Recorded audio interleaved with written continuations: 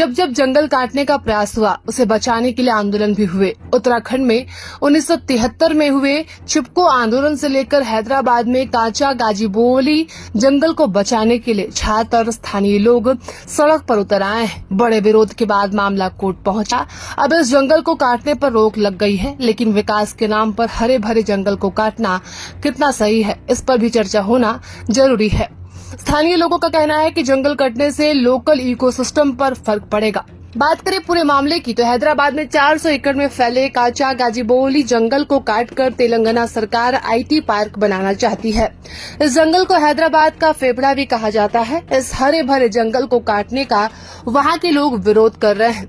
Reports के अनुसार 19 जून 2024 को तेलंगाना इंडस्ट्रियल इंफ्रास्ट्रक्चर कॉरपोरेशन ने इस जमीन इस्तेमाल का प्रस्ताव रखा। 24 जून 2024 को जमीन को आईटी पार्क बनाने के लिए देने पर सहमति बनी और जुलाई 2024 में इसका औपचारिक ट्रांसफर कर दिया गया। जब 30 मार्च 2025 को अचानक जंगल को काटने का काम शुरू हुआ तो हैदराबाद यूनिवर्सिटी के छात्रों ने विरोध शुरू कर दिया। उनकी पुलिस से झड़प भी हुई। इसके बाद पुलिस ने छात्रों को हिरासत में लिया। पुलिस की कार्रवाई के बाद हैदराबाद यूनिवर्सिटी के स्टूडेंट्स यूनियन भी छात्रों के साथ आ गई और तेलंगाना सरकार का कहना है कि जिस जमीन को लेकर बवाल हो रहा है उसकी मालिक सरकार है। सरकार विरोधी छात्रों और लोगों को गुमराह कर रहे हैं।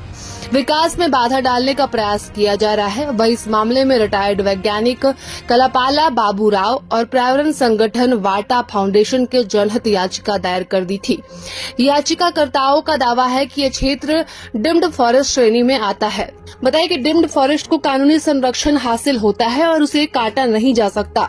वैज्ञानिक बाबू राव ने यह भी दावा किया कि जंगल दुर्लभ पौधों, पक्षियों और जानवरों का आश्रय स्थल है। इसे राष्ट्रीय उद्यान घोषित कर दिया जाना चाहिए। वही केजीएफ राष्ट्रीय उद्यान बनाने की मांग की है और बताया कि इस जंगल में 233 पक्षी प्रजातियों का घर है। बताया कि काचा गाजीबोवली जंगल 1974 में हैदराबाद यूनिवर्सिटी की स्थापना के समय आवंटित 2300 एकड़ जमीन में से 400 एकड़ जमीन का हिस्सा था, लेकिन कानूनी तौर पर राज्य सरकार पूरी जमीन की मालिक है। पिछले कुछ सालों में तेलंगाना सरकार ने इस 2300 एकड़ जमीन में से कई हिस्से bus depot, telephone exchange, IIT campus, Gachibowli sports stadium, shooting range आदि का निर्माण के लिए आवंटित किए हैं और तत्कालीन संयुक्त आंध्र प्रदेश सरकार ने एक निजी खेल प्रबंधन फर्म को ये सौंप दिया था, लेकिन 2006 में गैर उपयोग के कारण इसे वापस ले लिया गया। और छत्तीसगढ़ के हसदेव जंगल को काटने को लेकर भी लंबा आंदोलन चला, लेकिन परिणाम बहुत अच्छे नहीं रहे। 1,70,000 हेक्टेयर में फैले हसदेव जंगल के नीचे कोयले का भंडारा मिला था। इसके लिए केंद्र सरकार ने माइनिंग की अनुमति दे दी थी। इसके बाद यहाँ 9 लाख पेड़ों को काटने की मुहिम शुरू की गई और हसदेव जंगल को बचाने के लिए 2 साल से अधिक समय से आंदोलन चल रहा है,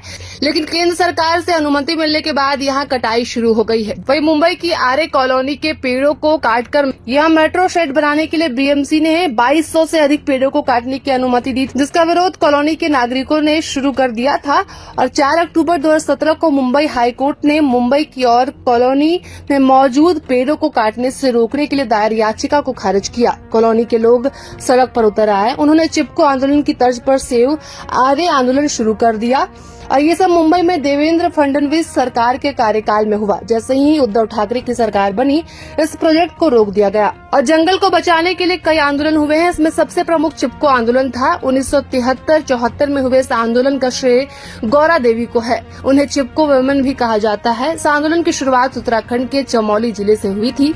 उत्तराखंड के टिहरी, गढ़वाल और चमोली में 173 में ये ऐतिहासिक आंदोलन शुरू हुआ था। आंदोलन की प्रमुख मांग थी कि जंगल के पेड़ों और संसाधनों का मुनाफा स्थानीय लोगों के हक में होना चाहिए।